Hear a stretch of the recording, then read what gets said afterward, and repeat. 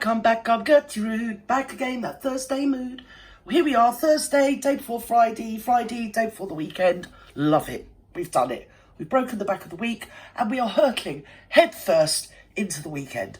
It's peeing hard where I am, it's probably peeing hard where you are, unless you're abroad, and probably, knowing you jammy lot, it's boiling and baking and nice and sunny, isn't it, if you're abroad? It's only in Britain, it's like the twilight is over rain, isn't it?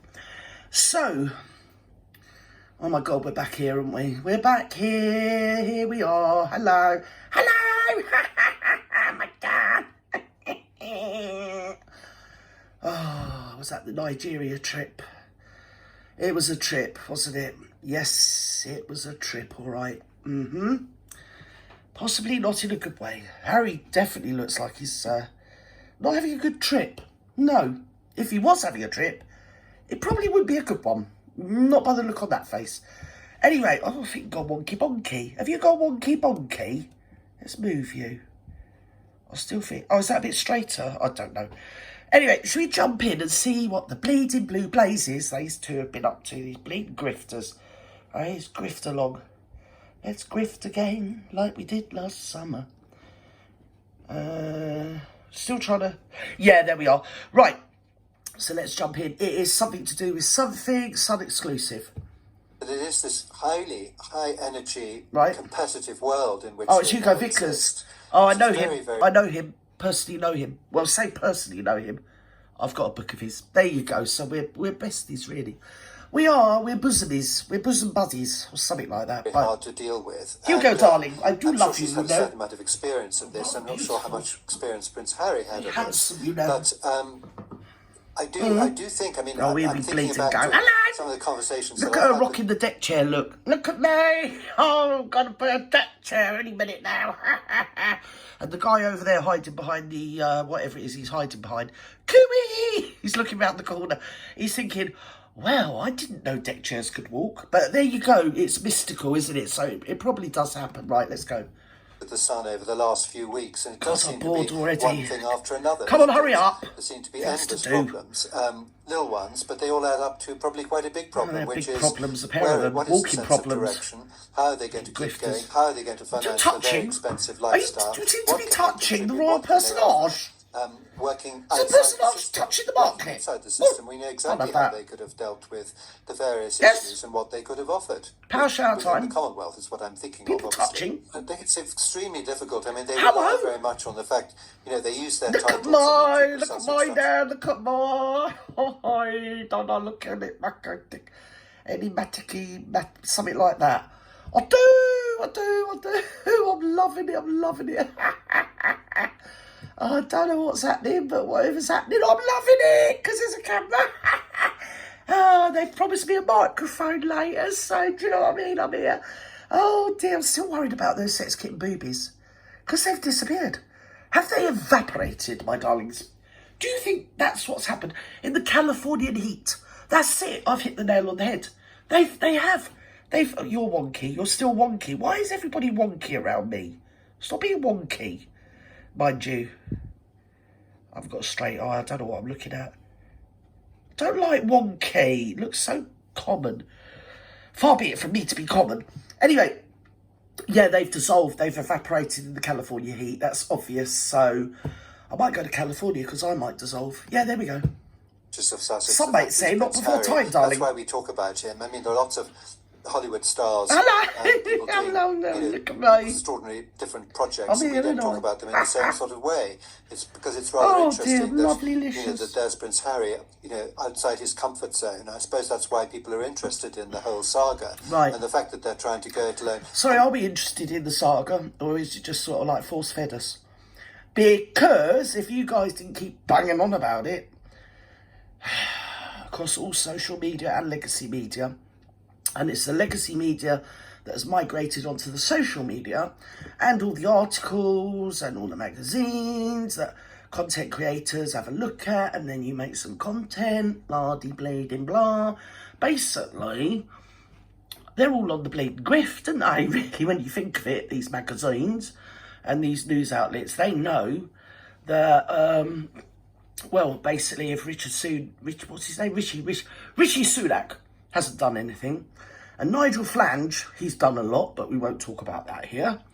What a prat he is. Anyway, what's the other one that's here? Oh, Sir Keir Peer bleeding second gear Peer. What's his name? I've always called him Sir Keir Keir, haven't I? So, I don't know who he is or what he is, but he's there. And unless they're dancing the fandango naked on Parliament Square, legacy media ain't really that interested. So it's like, what's the Marklet's been doing? Now, you all know I'm not monetised, but even I go on here and think, oh, I can't be bothered with the news. It's all boring. What's the Marklet's been doing? And then you usually go on there and, lo and behold, as all the planets have aligned and Bob's your uncle, Fanny's your aunt, the Marklet's have been up to something, so you can report on it, can't you? Or review it, or react to it, or just ramble like I do. So what's he doing here? Don't know. Where's this? Cracks. Who's a crack? Oh, no, they haven't started that, have they? They haven't! Oh, no, not the pipe thing. Oh, that's all right. Oh, God. Panicking for a minute. I thought, how low can you go, my darlings? Right, let's go. I've always thought it would end badly, and I don't wish them ill, but I mean, I just don't nobody wishes them ill, but I mean, you're not a soothsayer, are you, Hugo, darling? You're not like a seer and a psychic, and your telepathy, and you can see yonder, far reaches into infinity, some point in the dark, distant, whatever it is, future, they're going to split up. Who the bloody thought of that? Everybody was saying that when they got married. Anyway, apart from me, because I'm a dickhead, and I thought it was lovely. Because I didn't know. I don't read newspapers. I don't watch the television. So when it came up, oh, they're going to get married. When was it? 18th of May, 2018, was it? Something like that. Yeah, it's sort of like seared into my brain for some reason. Yeah, it's just a day off for us plebs, isn't it? And you think, well, they're getting married on the Saturday, so we're probably going to have a bank holiday weekend. Whole country's going to be on fate, if you get me. So it's Barbies. I think it was really, really hot. 2018 was mysteriously. I can't say on here what I really think and actually thingy-bob about that. But that year was mysteriously hot, my darlings. It was baking boiling. It was almost like somebody had tinkered with the weather. Just a little bit too much. Just a little bit too much. But it all went off well. And I thought it was marvellous. Because I didn't really think she was 38 or something. And this, because I don't read the papers, so I didn't know. And then when I started seeing it on social media, which was, I think, I didn't really see anything because I wasn't really looking around about the wedding or even after the wedding. It was basically when the bump came out, my darlings. That's when I first started getting notifications and then articles coming up on my iPad and this, that and the other. And I was like, oh my God, why don't they just leave this poor woman alone? I mean, she's only 36 to 83, 56 or something. And she's having her first baby. And why don't you just leave her alone and back off? And I did think, poor cow, they're only a young couple. Because when you're as old as me, everybody's young, even though they weren't young. They were in their late 30s. Well, he was in his 30s. Let's put it that way. So, yeah. And then when I started looking into it, I thought, do you know what's happened here, Gert? You know what's happened here, don't you, Gert? You've been bloody had, you moron. Because when you start looking at it, you think, actually, that's a little bit strange. Obviously, having had like 22 pregnancies, I kind of know what a pregnancy is, if you get me. So anyway, should we move on from that? Right, let's go. It can work in the end, yes, because it's all relying on the celebrity culture, and they've got to have a lot to offer, and I don't see what else they've got to offer at this point. I mean, that's going to be new and stimulating. I'm wearing mellow, I'm yellow mellow, that's right. Call me mellow yellow. I love a bit of yellow. I stung his dad about £56,000 for that fraud. Anyway. And look at mine with big gold earrings. Anyway, that reminds me of the parable of the widow in the Bible, with the gold coins round her hat, round her scarf, whatever it is they wear, veil. Do you remember that? I always loved that. I love that parable. I don't know why, but I just did. It's something along the lines of they were asked to give to the temple a certain amount of money because the temple was on hard times. So the rich people give them a pot of gold because they were rich. And the old widow lady, who they used to have coins around their hats apparently when they were widows. Don't ask, I don't know, I wasn't around in the biblical times. I know you're shocked, I wasn't. She only had one coin left on her veil, and she took it off and gave it to the temple.